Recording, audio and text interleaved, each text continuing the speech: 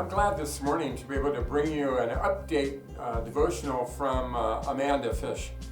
Amanda is, someone that I've known for a long time, and was able to do the wedding for she and Matt. And I am just really wanting to just read what she wrote. It's not an easy read, but it's real. It's inspiring because God's great love, not only for Amanda, but He has that same great love for me and for you.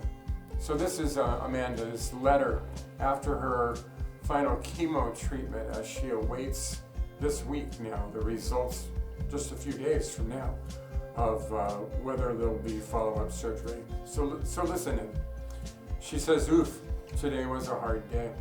Thankfully, I'm finally starting to feel better after my last and final round of chemo. I have my follow-up MRI, which will determine how radical we'll need to go with the surgery. It was almost poetic to be pulling into the same hospital where I should have been delivering Josiah, angel baby number 2, and the one that led me to find the lump within a week of my due date, to find out how well the chemo worked. In an alternate world, I might have waddled into the birthing center and left with a baby in my arms. 9 months ago, I would have never believed that instead of meeting our baby, I'd be experiencing my first of many follow-up tests. I'm thankful to be where I am, but I mourn what could have been." I've been reading Job this week, and this passage hit home. It's from Job 23, 10 through 17. It says, "But He knows the way that I take. When He has tried me, I shall come out as gold.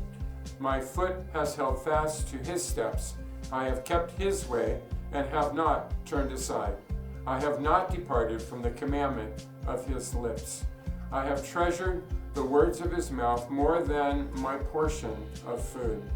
But He is unchangeable. Who can turn Him back? What He desires, that He does.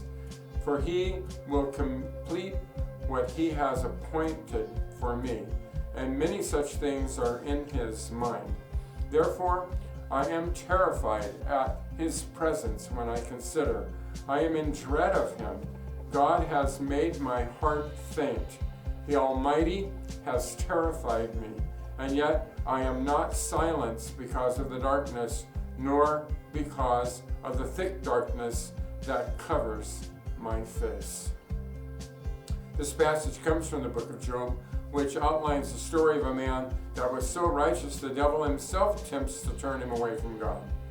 Satan bets God that he can get Job to turn on his faith if he destroys enough of his life, his family, his wealth, his livelihood, his friendships, everything. God allows Satan to do his worst to Job to prove that he won't falter, and then eventually blesses him even more abundantly as his reward. One of the things that stands out to me in this story is that Job is so completely honest when he says, what he desires, that he does. For He will complete what He appoints for me, and many such things are in His mind. Therefore, I am terrified at His presence when I consider, and I am in dread of Him. There is a complete trust that God will bring to fruition all that He plans, but also the knowing that things may not be easy, fun, or what Job desires. I know this feeling well by now, knowing that God is still faithful, still in control, even though we've had so much sorrow this year. And it's terrifying to know that He may have other heartache in store for us. He doesn't promise that this life will be easy, but He does promise that He will be there with us. So, I'm praying for the scans to show a complete response, and that this will be the end of my cancer journey. But I know that God will continue to refine our hearts and our minds, and no matter what our future holds, He will see us through. I'll keep you all updated, and thank you so much for your prayers and your continued encouragement. And that's from Amanda, who will find out in a few days what she may face next, if anything.